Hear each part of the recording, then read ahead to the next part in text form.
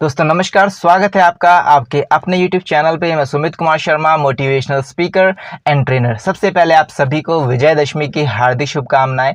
आज ही के दिन भगवान श्री राम ने रावण का वध करके बुराई पर अच्छाई की जीत प्राप्त की थी।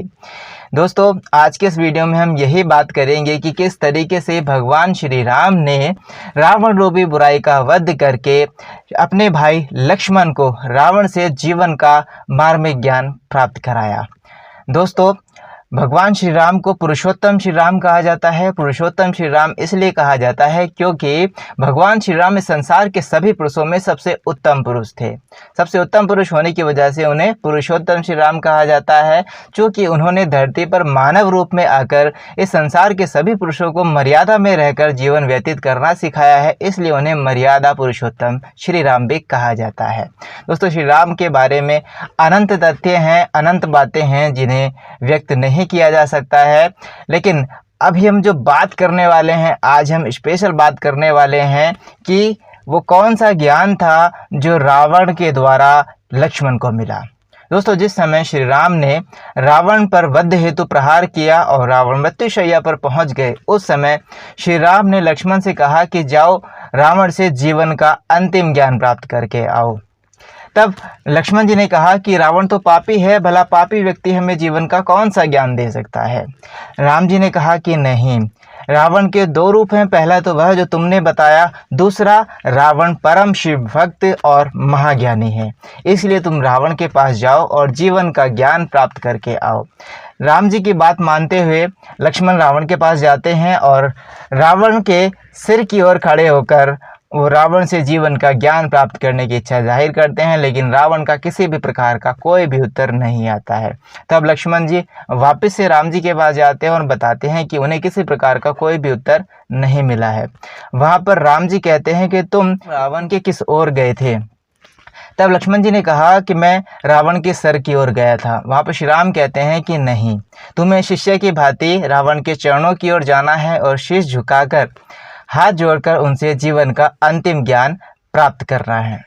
तब लक्ष्मण जी श्री राम जी की बात मानते हुए फिर से रावण के पास जाते हैं और रावण के चरणों में खड़े होकर हाथ जोड़कर शीश झुकाकर रावण को प्रणाम करते हैं और उनसे जीवन का ज्ञान प्राप्त करने की इच्छा जाहिर करते हैं। तब रावण कहते हैं कि लक्ष्मण तुम परम सौभाग्यशाली हो, क्योंकि तुम श्री राम के भाई हो, क्योंकि श्री राम इस संसार के सभी प्राणियों का उद्धार करने वाले हैं, सभी को भवसागर से पार करने वाले हैं और तुम उन श्री राम के भाई हो, इसलिए तुम परम सौभाग्यशाली हो।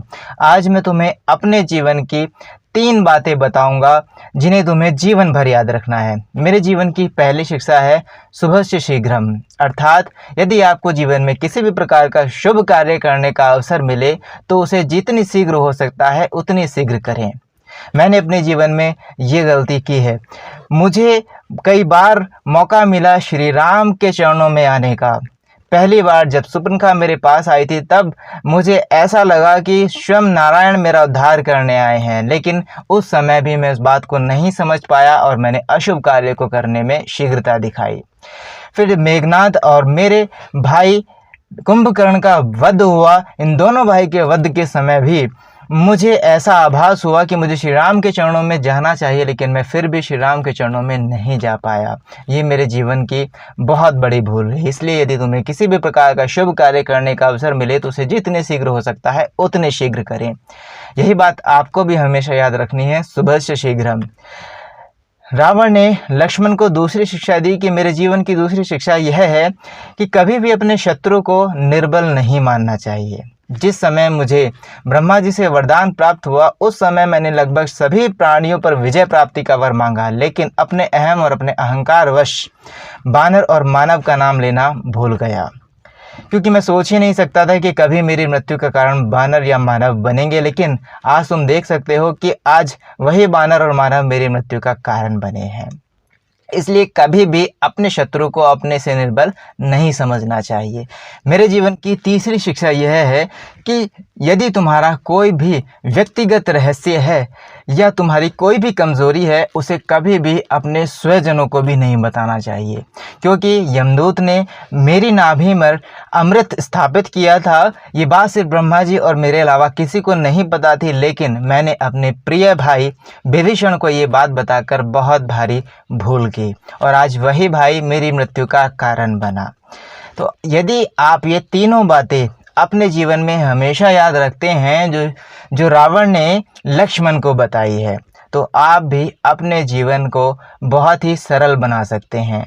अपने जीवन की बहुत सारी कठिनाइयों से आप बच सकते हैं अगर आप परम शिव भक्त महाज्ञानी रावण की इन 3 बातों को याद रखते हैं। रावण में भले ही लाख बुराई थी, लेकिन रावण के अंदर कुछ अच्छाई भी थी। उन्हीं अच्छाई की वजह से आज हमें ये 3 बड़ी बातें सुनने को मिली हैं, समझने को मिली हैं, जो हमारे जीवन में बहुत बड़ा परिवर्तन ला सकती है। अगर आपको वीडियो अच्छी लगी तो दोस्तों को ज़रूर शेयर करें, हर व्यक्ति को शेयर करें और हमारे चैनल को सब्सक्राइब करना बिल्कुल ना भूलें, ताकि आपको रेगुलर इसी तरह की अच्छी वीडियोस मिलती रहें। तो एक बार फिर से आप सभी को विजयदशमी की हार्दिक शुभकामनाएं। जय श्री राम।